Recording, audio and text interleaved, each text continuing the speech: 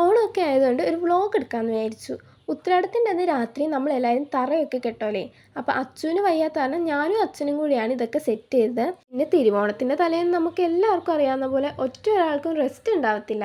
പിന്നെ ഇപ്രാവശ്യം ഓണത്തിന് അമ്മൂമ്മയും കൂടി വന്നിട്ടുണ്ടായിരുന്ന കാരണം അധികം തിരക്കൊന്നും ഇല്ലാണ്ട് നമ്മളെല്ലാം ഓരോന്ന് ചെയ്തു പോയി. തറ കെട്ടിയതിന് ശേഷം ഞാനും അച്ഛനും കൂടി പിന്നെ കുരുത്തോല അരിയാനുള്ള പരിപാടിയിലേക്ക് കടന്നു.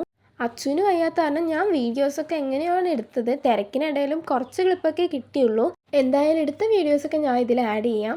അച്ഛനും ഞാനും കൂടി കുരുത്തോല അരിഞ്ഞു കഴിഞ്ഞതിന് ശേഷം പിന്നെ ഞാൻ മാവേലിയപ്പന് പൊട്ടൊക്കെ തൊട്ട് കൊടുത്തു. എല്ലാവർക്കും അറിയാമല്ലോ, അരിപ്പൊടി കലക്കിയിട്ട് നമ്മൾ ഓരോ കുത്തിട്ട് കൊടുക്കും. നമ്മളത് ചെയ്യുമ്പോഴത്തേനും അമ്മ മാവേലിയപ്പനെ തൂക്കാനുള്ള മാല ഉണ്ടാക്കുമായിരുന്നു. ഞാനാദ്യം ഉണ്ടാക്കാമെന്ന് വിചാരിച്ച് ചെയ്തു തുടങ്ങിയപ്പോഴത്തേനും അത് ശരിയാവുന്നുണ്ടായിരുന്നില്ല. പിന്നെ അമ്മ എനിക്ക് കാണിച്ചു തന്നു എങ്ങനെ ഉണ്ടാക്കണ്ടേന്ന്. പിന്നെ അതൊക്കെ ഉണ്ടാക്കി കഴിഞ്ഞപ്പോഴത്തേനും നേരം ഒരു 11:30-12 മണിയൊക്കെ ആയായിരുന്നു. പിന്നെ നമ്മൾ രാവിലെ വിളക്ക് കത്തിക്കുന്നതിൻ്റെ ഒപ്പം തന്നെ പന്തം എന്ന് പറഞ്ഞിട്ടൊരു സാധനവും കൂടി കത്തിക്കുമല്ലോ. അപ്പോൾ അച്ഛൻ അതൊക്കെ ശരിയാക്കുമായിരുന്നു. അതൊക്കെ ശരിയാക്കി കഴിഞ്ഞ് പിന്നെ ഞങ്ങൾ വെളുപ്പിന് ഒരു 4 മണിയായപ്പോഴത്തേനും എണീറ്റു. വെളുപ്പിന് നല്ല മഴ പെയ്യുന്നുണ്ടായിരുന്നു. അതുകൊണ്ട് എല്ലാം ഒലിച്ചു പോയി കാണുമെന്ന് വിചാരിച്ച് തന്നെയാണ് ഞങ്ങൾ കതവ് തുറന്നത്. പക്ഷേ വലിയ കുഴപ്പമൊന്നും ഉണ്ടായിരുന്നില്ല. ചെറുതായിട്ട് ആ പൂവൊക്കെ ഒന്ന് അങ്ങോട്ടും ഇങ്ങോട്ടും മാറിപ്പോയെന്നേ ഉള്ളൂ. പിന്നെ ഞങ്ങൾ വിളക്കൊക്കെ കത്തിച്ചു, പന്തം കത്തിച്ചു. അത് കഴിഞ്ഞിട്ട് പിന്നെ അട വെച്ചു. നമ്മൾ ചുട്ട അട മാവേലീൻ്റെ അടുത്തും പിന്നെ പുഴുങ്ങിയ ഒരെണ്ണം റോട്ടിലോട്ടുമായിട്ടാണ് വെക്കണത്. ഇതൊക്കെ കഴിഞ്ഞിട്ട് പിന്നെ ഞങ്ങൾ ഒന്നും കൂടി കയറി കിടന്ന് ഉറങ്ങി. നന്നായിട്ട് ഉറങ്ങി. കാരണം ഇന്നലെ രാത്രി ഒരു 12:30 കഴിഞ്ഞു നമ്മൾ കിടന്നപ്പോഴത്തേനും. അപ്പോൾ അത്രയും ഉറക്കം നിന്ന് പറഞ്ഞാൽ എല്ലാവർക്കും നല്ല ഉറക്കക്ഷീണം ഉണ്ടായിരുന്നു. പിന്നെ വെറുതെ ഇരിക്കുമായിരുന്നില്ല, നമ്മൾ ഓരോരോ പണിയിലായിരുന്നു. അതാണ് അത്രയ്ക്കും ഉറക്കക്ഷീണം വന്നേ.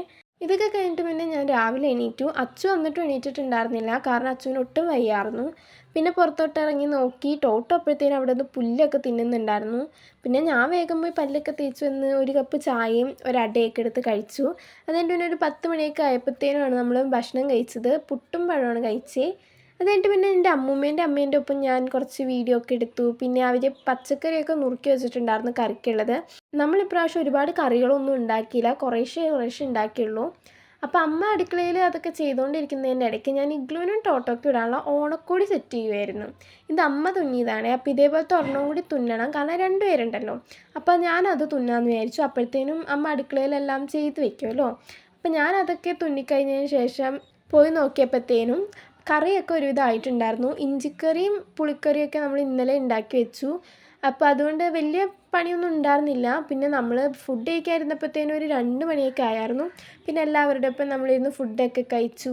പിന്നെ നമ്മൾ സദ്യ കഴിക്കുന്നതിന് മുമ്പ് ഇഗ്ലുവിനും ടോട്ടോനും നമ്മൾ വെച്ച് കൊടുത്തിട്ടുണ്ടായിരുന്നു. പിന്നെ അവന്മാർ ഇതിൻ്റെ ഇടയിൽ ഓടിയെടുക്കണ്ടെന്ന് വിചാരിച്ച് അവന്മാരെ റൂമിലാക്കിയിട്ടാണ് നമ്മൾ കഴിക്കാതിരുന്നത്. പിന്നെ ലാസ്റ്റ് നമ്മൾ പപ്പടവും പഴവും പായസവും കൂടി ഒരു പിടികൂടി പിടിച്ചിട്ട് ഇക്കൊല്ലത്തെ ഓണം അവസാനിപ്പിച്ചു. അപ്പോൾ എല്ലാവർക്കും ഹാപ്പി ഓണം.